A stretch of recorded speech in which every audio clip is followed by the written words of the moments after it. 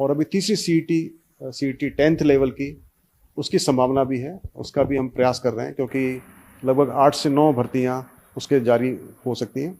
क्योंकि जो कोई भी 10वीं बेस्ड भर्ती होती है, छोटी से छोटी भर्ती, जैसे कि एक प्रयोगशाला परिचायक भर्ती थी, इसमें सिर्फ 52 पद थे, उसमें 2 लाख बच्चों ने फॉर्म भर दिया था।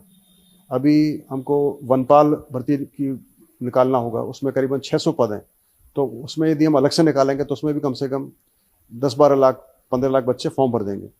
इसी प्रकार से जेल प्रहरी, चतुर्थ श्रेणी कर्मचारी, मत्स्य पालक और सिपाही आबकारी, इन सब भर्तियों के लिए सब 10th बेस्ड भर्तियां हैं। इनको हम अलग अलग कराएंगे तो हर भर्ती में 10, 12, 15, 20 लाख बच्चे फॉर्म भरेंगे। और इतनी बड़े बड़े एग्जाम कराना संभव तो है, लेकिन बहुत ज़्यादा कराना उचित नहीं है, अनसेफ होता है। तो हम चाहते हैं कि ऐसे एग्जाम्स कम से कम हो, और यदि हो भी तो जैसे व्यास कमेटी की रिपोर्ट थी, जस्टिस व्यास ने बनाई थी, उनका रिकमेंडेशन था कि ऐसी भर्ती परीक्षाओं को आप 2 स्टेज में कराएं। फर्स्ट स्टेज के अंदर आप ज़्यादा संख्या को, और सेकंड स्टेज में फिर कंट्रोल संख्या को कराएं। तो हमारा यही प्लान था। इसी आधार पर फिर हमने रिक्वेस्ट किया कि जैसे सीईटी ग्रेजुएशन, सीईटी 12वीं हो रही है, अब चूंकि इसकी वैलिडिटी 3 साल हो गई है, तो ये भी अच्छा रहेगा। तो हम आगे आने वाली भर्तियाँ जो भी 10वीं बेस्ड होंगी, जैसे भी फॉरेस्ट गार्ड है या दूसरी भर्तियाँ हैं, इन सब को हम सीईटी 10वीं के माध्यम से कराने का हमने प्रयास कर रहे हैं।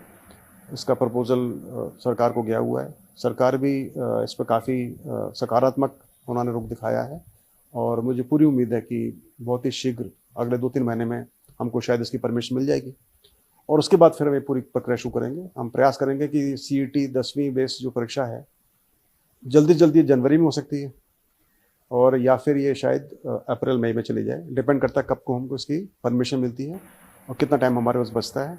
जहाँ तक सिलेबस का सवाल है, 10वीं का जो इसका सिलेबस होगा वो लगभग चतुर्थ श्रेणी का जो सिलेबस था या पशुपत्र का जो सिलेबस था, लगभग उसी लाइन्स पर होगा।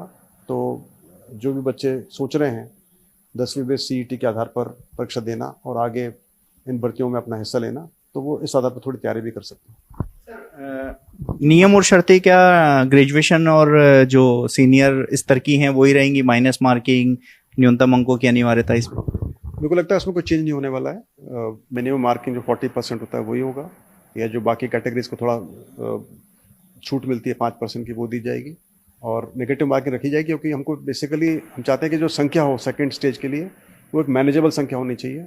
4 से 5 लाख संख्या होने से वो हम उसको मैनेज कर सकते हैं और परीक्षा अच्छे से करा सकते हैं। जैसे हमको भी परीक्षा करानी पड़ी एलडीसी की, इसमें लगभग 6 लाख बच्चों ने फॉर्म भरा था, तो काफ़ी मुश्किलात पैदा हुई।